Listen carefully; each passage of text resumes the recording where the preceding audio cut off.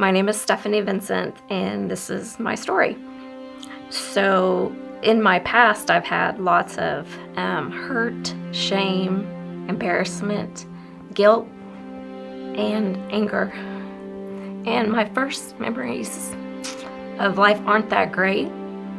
I knew my parents loved me, but our home was volatile.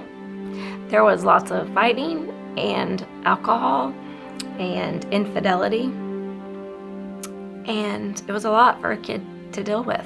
When I was about 10, my parents divorced, and I remember being happy about that because I knew that the fighting would stop.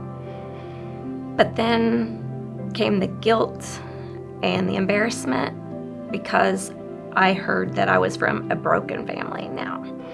And none of my friends' parents were divorced. And so I kind of thought maybe that was my fault. So I dealt with that.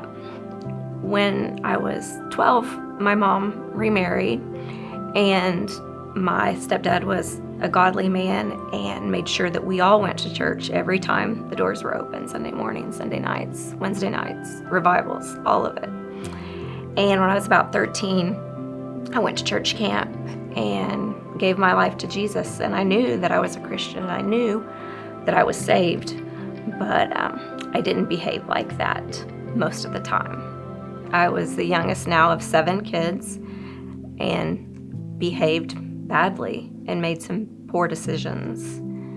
And at 14, I got pregnant. And I remember being so embarrassed that now I was going to have to go tell my parents this. And they were supportive and said we would get through it. But I remember my dad crying and the guilt I felt because I disappointed my dad. But I was determined that despite now being a statistic of a teenage mom, that I was going to be the best mom that I could be. And 1 month before I turned 15, I had my son. And that baby is now almost 33.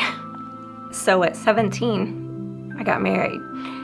And we went on to have 2 more boys. And we went to church, but that was about it. There was no, for me, close personal relationship with Jesus. It was just kind of going through the motions. And our home and our marriage, like my parents had, became volatile. And there was lots of fighting and there was infidelity and it was just a mess. And so after 14 years, we divorced. Again, shame, embarrassment, guilt. I was a mess and I behaved badly. And instead of running towards Jesus, I ran away from him. And I have so much regret of things that went on during that time. But I always, no matter how far I ran, I felt the pull of God pulling me back. And in 2011, I got remarried to Tim. And we decided we wanted our family to go to church. We were going to do that together. And so we did. And we read our Bibles together, and life was good. And 1 year and 11 days after we got married, the unthinkable happened. Tim was in a catastrophic accident at work, and the semi-truck he was driving somehow came disconnected from the trailer in the back, and it catapulted him through a center barricade on the turnpike, where he was hit by 2 other semi-trucks and an SUV head-on. And life was shattered in an instant.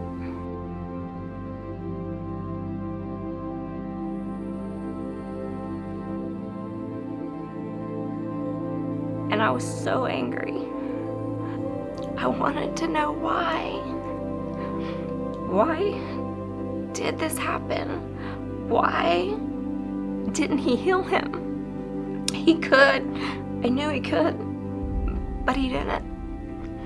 And so instead of running towards God, I ran from him. But I always just felt God pulling me back.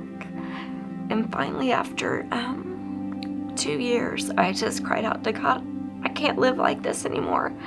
I can't be angry all the time. This is killing me. And so I recommitted my life to Christ, and I told him I needed a relationship with him. I needed help because I couldn't do this by myself.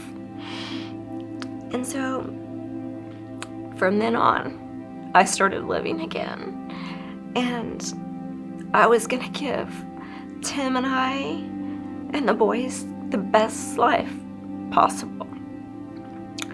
And I came to the realization that I was never going to know why this happened on this side of heaven. Because whatever why I was told, I knew it wouldn't be why enough. And so that I would have to wait until heaven to find that out. But the more I thought about it, the more I knew that in heaven it wasn't going to matter. Because I was going to be praising my Lord, and that's all that it was going to matter. And so from that point on, Tim and I started living again. We started going back to church. I took him with me in the wheelchair, and we started living like people who had hope, who had joy, who had faith, and who had love. Despite the circumstances that surrounded us every day, we were going to be a light.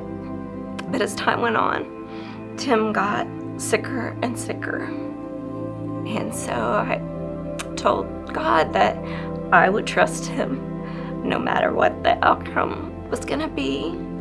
Although I wasn't going to like it and I didn't think this was good, I was going to trust him.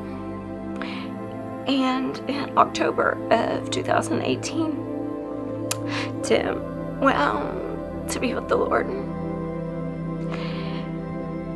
And I was happy for him because he was free. He was no longer trapped in a broken body. But for me, I was crushed. I was so sad. But I wasn't going to run away from God. I was just going to run towards him. And so I just started praying, God, what do you want me to do? I know you want me to help people, but I don't know what to do. And I thought, and besides, like, what Christian organization is going to want someone with a past like mine, with the guilt and the shame and the embarrassment and all of that? Just started to come back. And I felt God tell me, you're going to read your Bible. And I thought, well, I'm doing that.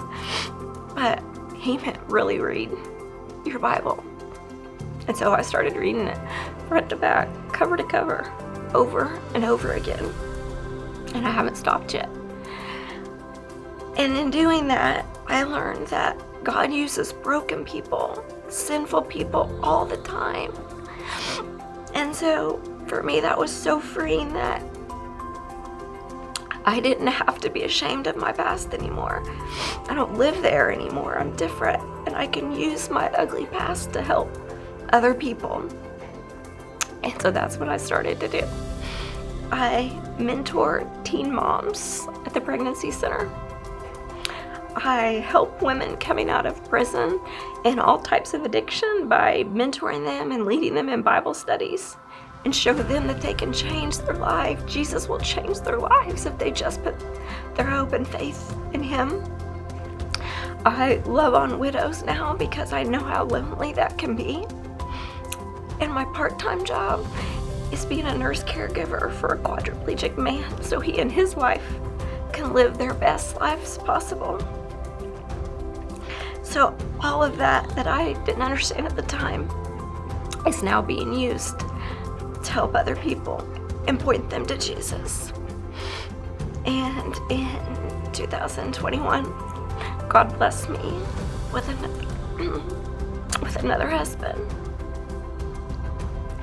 And Todd loves the Lord, and he loves me, baggage and all, and I have a lot. He loves my boys, he loves my grandbabies, and he knows my passion is for helping other people and pointing them to Jesus, and he encourages me to do that. And so for me, really does change everything.